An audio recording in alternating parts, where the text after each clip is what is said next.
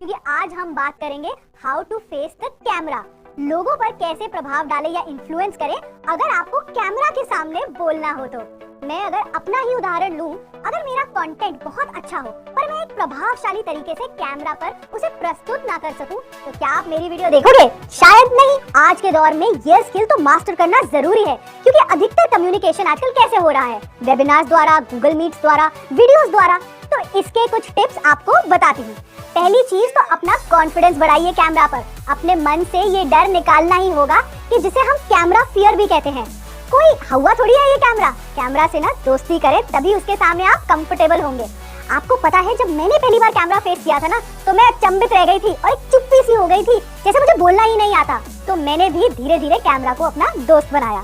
दूसरा, become your own loyal viewer and critic. हमने अपनी कई वीडियोस में कहा है कि आप शीशे के सामने बोलने की प्रैक्टिस करें, चाहे वो पब्लिक स्पीकिंग में हो या कम्युनिकेशन सुधारने में हो।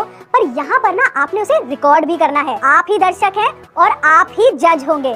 जहाँ आपको लगे कि आप थोड़े अंडर कॉन्फिडेंट लग रहे हैं या ठीक से नहीं बोल पा रहे हैं, या कहीं आपको लगे कि आपने कुछ अच्छे से नहीं समझा ही नहीं पाए, तो इन सब पॉइंट्स को ना आप नोट कर लीजिएगा। तीसरी चीज जो आपने करनी है, learn to control body language.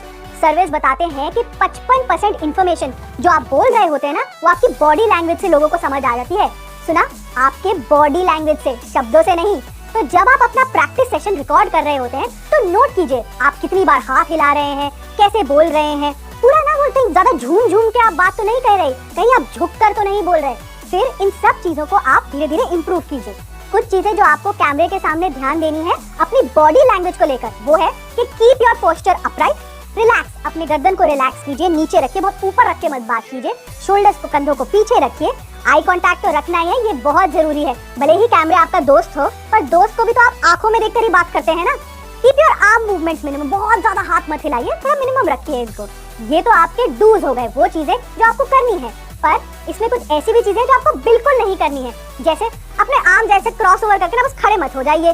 ये ऐसा लगता है कि आप लोगों को ना रोक रहे हैं आपको जानने के लिए। आप स्वागत के भाव से उनके साथ बात नहीं कर रहे। यौन यानी उवासी लेना तो बहुत ही बुरी बात होती है। कैमरा पे नाखून चबाना, अपने मुंह को बार बार छूना, ये दिखाता है कि आप शायद नर्वस हो रहे हैं और इसकी निशानी है ये। आप एक और चीज कर सकते हैं कि 5-10 मिनट हर रोज अपनी बॉडी को ना सीधा खड़े रखिए, और ये ना डूज और डोंट्स आप प्रैक्टिस करिए। थोड़े समय बाद आपको ना इनकी आदत ही हो जाएगी। फिर आता है जो अगली चीज आपको करनी है, take care of your health and mood. जिस दिन आपकी तबीयत खराब हो या मूड खराब हो, उस दिन कैमरे को अवॉइड करें। कैमरे एक एक छोटी चीज नोटिस करता है, पकड़ लेता है। आप वो कनेक्शन बना ही नहीं पाएंगे अपने ऑडियंस से। और अगर बहुत ही जरूरी है तो फिर थोड़ा स्माइल करें और पहले ही क्षमा मांग लें अपनी तबीयत के लिए। फिर आता है लुक डायरेक्टली इनटू कैमरा।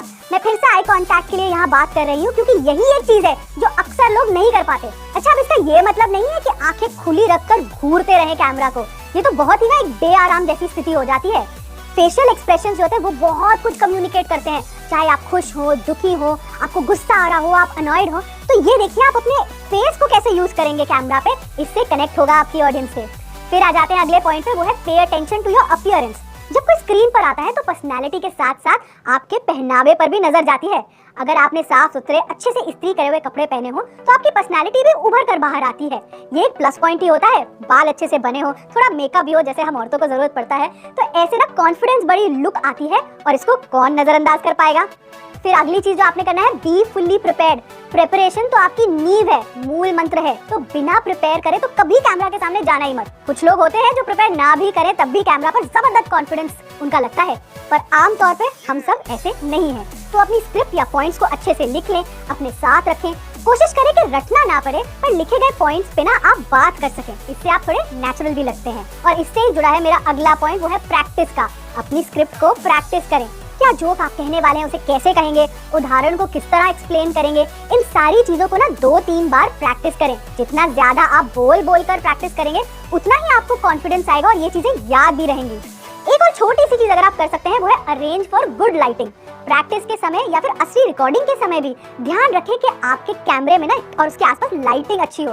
एक एक्स्ट्रा लाइट कहीं से लानी पड़े तो अरेंज ही कर लीजिएगा। ऐसे सेटअप से ना एक विश्वास आता है और आप एकदम प्रभावशाली लगते हो। अब आ जाते हैं डिलीवरी ऑफ स्पीच पर। आप अपनी स्क्रिप्ट को डिलीवर कैसे करते हैं ताकि ऑडियंस को क्लियर हो, मजा भी आए और आपसे वो इन्फ्लुएंस भी हो।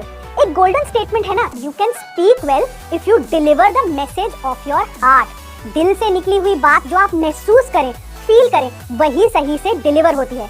तो पहली चीज डिलीवरी में है इंटरनलाइज। 5 मिनट आंखें बंद करके अपनी स्क्रिप्ट को महसूस करें। सोचिए अगर आप उस स्थिति में होते तो कैसे रिएक्ट करते। सब्जेक्ट का दर्द समझे, उसकी खुशी महसूस करें, फिर देखिए डिलीवरी का ना स्टाइल ही बदल जाएगा। दूसरी चीज जो आपने करनी है कॉन्वर्सेशन। आपका स्टाइल एक बातचीत दर्शाए। आप कोई लेक्चर तो नहीं दे रहे हैं और कोई कथा भी नहीं सुना रहे हैं, क्योंकि फिर रिस्पॉन्स भी वैसा ही होगा। तो अपनी ऑडियंस के साथ ना बात करें, अपनी स्पीच में शब्द इस्तेमाल करें जो आपकी ऑडियंस के अनुसार हो, उदाहरण ऐसे हो जिससे वो रिलेट कर सके, थोड़ा ड्रामा, थोड़ा इमोशनल कनेक्ट बिल्ड करें। इससे ऑडियंस को ना आप हुक कर पाएंगे। अब आपके सामने लाइव ऑडियंस तो है नहीं कि आप उनके रिएक्शन देख सकें, तो आपको ये मेहनत तो करनी पड़ेगी अपने कंटेंट और डिलीवरी को दिलचस्प बनाने के लिए, क्योंकि फिलहाल आप एक कैमरा से बात कर रहे हैं। तीसरी चीज जो आपको करनी है इफेक्टिव यूज ऑफ वोकल्स। इसमें ना कई कारक होते हैं जो आपको बोलने के तरीके को आपके इनहैंस करते हैं, बेहतर बनाते हैं। जैसे आपका वॉल्यूम, आप कितनी जोर से या धीमे बोलते हैं, ये इसमें समझ आता है। कुछ जगह ना आपको वॉल्यूम बढ़ा सकते हो, आप बोल सकते हो जोर की जहाँ आपको जोर देना हो, वरना धीमे वॉल्यूम पर भी बोला जा सकता है। कैमरा पर बोलने के लिए अक्सर लोग माइक का तो इस्तेमाल करते ही हैं, तो आपको बहुत जोर जोर से चिल्ला के बोलने की आवश्यकता वैसे भी नहीं पड़ेगी। फिर इसी में आता है वोकल में स्पीड। आप कितनी जल्दी या धीमे बोलते हैं। स्पीड ऐसी हो जो लोगों को समझ आए। मशीन गन की तरह धड़ धड़ धड़ धड़ बोलते नहीं जाना है, और कहीं ना कहीं एक स्लो ट्रेन की तरह भी आपको नहीं बोलना है। तीव्र और जीवंत यानी फास्ट और लाइवली रखें अपनी डिलीवरी को, अपनी स्पीड को, इससे आपकी ऑडियंस बनी रहेगी। फिर आते हैं पिच पर। ये कारक है आपकी आवाज को कहाँ आपने ऊंचा रखना है, कहाँ उसे नीचा रखना है। ये हमारी वॉइस मॉड्यूलेशन की वीडियो में अच्छे से समझाया है और इन सब पॉइंट पे बड़े विस्तार में भी बात की गई है। एक ही लय में बोलने की गलती ना करें। कभी जोर देने के लिए पिच ऊंची करें, कभी चाहे तो ऑडियंस को कोई बात ध्यान से सुनाने के लिए उस बात पर थोड़ा जोर डालें, उनको अपनी ओर खींचे। फिर आते हैं वोकल्स में पॉजेस। ये हमारी डिलीवरी में ना ब्रेक का काम करते हैं और समय समय पर हमें ये विराम लेने हैं। इससे मैसेज की ना जो क्लैरिटी है वो बढ़ जाती है। पर ये पॉज ज्यादा लंबा नहीं होना चाहिए, क्योंकि ये आपकी डिलीवरी का पार्ट ही लगना चाहिए। तो समझे मैं आपसे क्या कहना चाहती हूँ। समझे के बाद जो मैंने हल्का सा विराम लिया है ना, ये इसलिए लिया था कि मैसेज आप तक क्लियरली पहुंच जाए और समझे शब्द पर भी आपका ध्यान जाए, इसलिए मैंने उस पर जोर भी दिया था ताकि वो बात आप अच्छे से सीख लें। वोकल्स में आखिरी चीज जो आती है वो है प्रोनाउंसिएशंस। इसका मतलब है शब्दों का उच्चारण। गलत तरीके से कोई शब्द नहीं बोलना है, इसलिए प्रैक्टिस के समय अगर किसी शब्द का उच्चारण में आपको प्रॉब्लम आ रही है तो उसकी प्रोनाउंसिएशन सुन लें, गूगल पर सब मिलता है। तो अंत में ना मैं ये टिप्स को संक्षेप में बुलेट पॉइंट्स में आपके लिए बताना चाहूंगी, ताकि ये आपकी मेमोरी में ना बस घुट जाए। तो नोट बनाने का टाइम अभी शुरू होता है। पहले पॉइंट से शुरू करते हैं। अपनी मम्मी की बात यहाँ पे याद रखें, स्टैंड स्ट्रेट और सिट स्ट्रेट। ये पोस्चर आपको मेंटेन करना ही है। बॉडी लैंग्वेज पर ध्यान दीजिए, क्योंकि सबका ध्यान भी उसी पर है। Breathe and internalise. शुरू करने से पहले थोड़ी सांस लें और कंटेंट को इंटरनलाइज करें। Practice makes a person perfect, तो इस पे तो कोई समझौता हो ही नहीं सकता। आई कांटेक्ट रखना ही रखना है। आत्मविश्वास और दिल से बोले। ऑडियंस को हमेशा ध्यान में रखें। Know your audience. गलती होना या भूलना कोई बड़ी बात नहीं है, तो इसे डर की तरह मत बिठाएं अपने दिमाग में। फिर आता है टॉक टू योरसेल्फ। अपने आप से बात करें, अपनी डिलीवरी के बारे में, अपने कंटेंट के बारे में, और अपनी डिलीवरी पर निरंतर काम करें। मैं पूरे विश्वास के साथ कह सकती हूँ कि आप अगर ये पूरी दृढ़ता और सच्चाई से करेंगे ना, तो मुझसे भी अच्छा बोल पाएंगे कैमरे पर। चाहे आपके एम्प्लॉइज हो या आपके फेलो कोलीग्स हो या आपके दोस्त भी हो, सब आपकी प्रशंसा ही करेंगे और आपकी तरह कैमरा पर बोलना चाहेंगे।